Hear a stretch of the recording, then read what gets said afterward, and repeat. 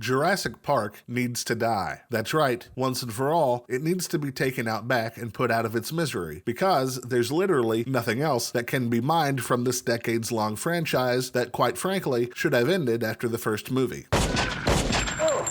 Sadly, however, that doesn't seem to be happening anytime soon, as we are once again being subjected to yet another Jurassic Park movie, Jurassic World: Rebirth. Because apparently, the only way Hollywood can get people to go to the theater is by making movies that are worse versions of old movies that came out 30 years ago. But, you know what? Maybe I'm being too harsh. After all, despite the obvious nostalgia baiting, gross-looking CGI, and tired old plot that's been reheated more times than a Thanksgiving dinner, there could actually be some good things that this movie has to offer. So, with that in mind, let's open up the trailer and take a look.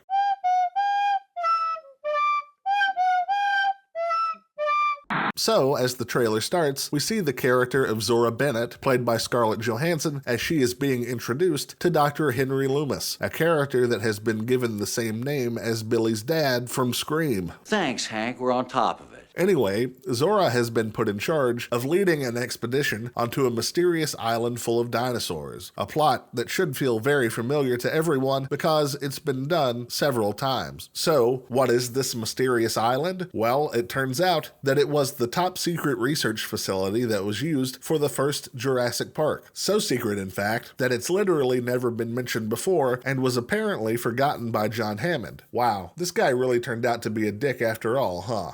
Welcome to Jurassic Park. Anyway, I wouldn't let the unoriginal plot worry you too much, folks, because it's obvious that the filmmakers were sure to give audiences what they want and pack this movie with all the things that they loved about the previous films, like tall grass, jeeps, and red flares. Hey!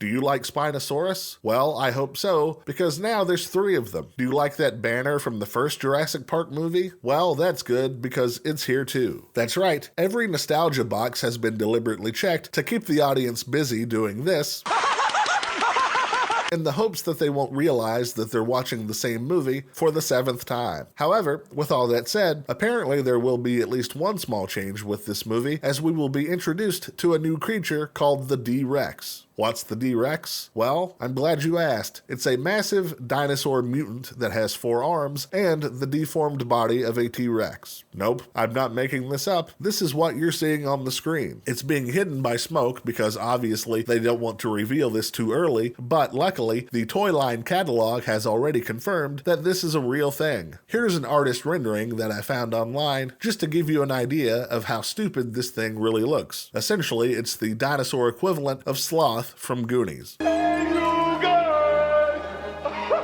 Anyway, that's all I have to say about this trailer, and this will probably be the only time I talk about the movie until it comes out in July. Until then, my only hope is that this movie is such a Big pile of shit. that audiences realize what I've known for a long time now, that Jurassic Park is done as a franchise, and the only merciful thing to do is to treat it like an injured animal and finally pull the trigger.